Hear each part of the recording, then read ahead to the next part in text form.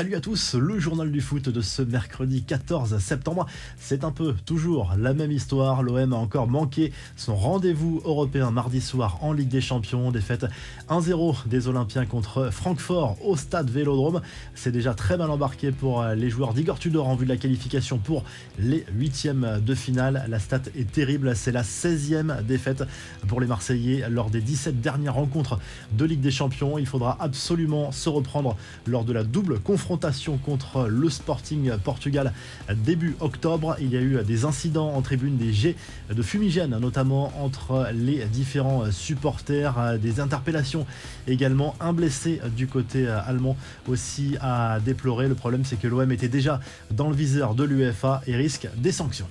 On jette un œil sur les autres résultats et les matchs de la soirée. La défaite du Barça sur le terrain du Bayern, on y reviendra en revue de presse. Dans le groupe de l'OM, Tottenham a perdu 2-0 sur le terrain du Sporting Portugal. L'Inter s'est imposé sur le terrain du Viktoria Pilsen.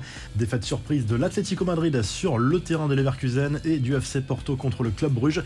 Liverpool a dominé l'Ajax 2-1. Ce mercredi soir, le PSG se déplace sur le terrain du Maccabi Haïfa avec son trio Messi, Mbappé, Neymar aligné d'entrée a priori.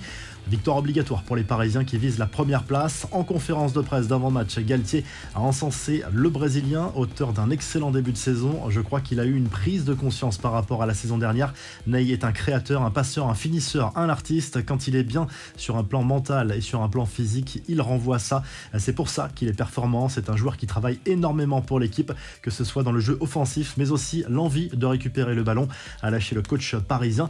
Ce match peut permettre à Kylian Mbappé de devenir le meilleur buteur de l'histoire européenne du Paris Saint-Germain et de dépasser Edinson Cavani. L'attaquant de 23 ans a déjà inscrit 29 buts en 45 matchs de C1 avec Paris. Il n'est plus qu'à une réalisation du record de l'Uruguayen. L'autre membre de la MNM, Messi, joue lui un rôle capital cette saison dans le vestiaire parisien. D'après l'équipe, l'Argentin est intervenu à plusieurs reprises pour tenter de calmer les tensions entre Neymar et Kylian Mbappé en début de saison. Il a expliqué à ses coéquipiers que personne n'avait à y gagner dans cette histoire. Le quotidien sportif explique également que le septuple Ballon d'Or n'a pas encore tranché pour son avenir. On rappelle qu'il sera en fin de contrat en 2023 mais qu'il dispose d'une année supplémentaire en option. Il tranchera sans doute après la Coupe du Monde. Dans le groupe du PSG, la Juve reçoit le Benfica Lisbonne. Le Real Madrid, champion d'Europe en titre, accueille le RB Leipzig. Manchester City défie le Borussia Dortmund. On verra si Erling Haaland fera des misères à son ancien club. Chelsea doit absolument se reprendre contre Salzbourg. Les infos en bref, des blessures en cascade pour les Bleus après celle de Presnel Kimpembe écarté pour 6 semaines des terrains. Lucas Hernandez et Benjamin Pavard se sont blessés à leur tour lors du match de Ligue des Champions contre le Barça. Pavard est sorti au bout de 20 minutes à cause d'une béquille à la cuisse. Lucas Hernandez a ressenti en fin de match une douleur au niveau des adducteurs. Noël Le Graët ne compte pas démissionner, c'est ce qu'il a confié lors d'un entretien à l'équipe. Le président de la FFF assure qu'il ira au bout de son mandat en 2024 malgré les révélations du magazine SoFoot sur les problèmes au sein de la fédération et son comportement supposé inapproprié avec certaines jeunes femmes. Enfin, le maillot des Bleus pour la prochaine Coupe du Monde commence à circuler sur certains sites spécialisés. Design très sobre a priori pour cette tunique bleue, marine et or qui sera portée par les champions du monde au Qatar.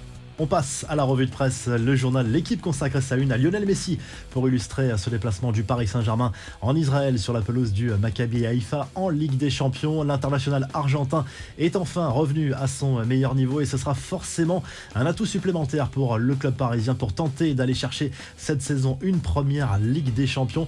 Du côté de l'Espagne, le Mundo Deportivo consacre bien sûr sa une à la défaite du Barça 2-0 sur la pelouse du Bayern de Munich en Ligue des Champions. Les Blaugrana ont clairement manqué d'efficacité en première période. Neuer a réalisé des arrêts importants avant que la machine bavaroise ne se mette en place. Lucas Hernandez et Leroy Sané ont marqué pour le club allemand. Et en Italie, la Gazzetta dello Sport revient notamment sur la victoire de l'Inter Milan en Ligue des Champions sur la pelouse du Viktoria Pilsen et se penche sur les matchs des clubs italiens ce mercredi soir en C1. Le Napoli se déplace en Écosse pour affronter les Glasgow Rangers. L'AC Milan reçoit le Dynamo Zagreb et la Juve défie le Benfica Lisbonne dans le groupe du Paris Saint-Germain. Si le journal du foot vous a plu, n'hésitez pas à liker, à vous abonner pour nous retrouver très vite pour un nouveau journal du foot.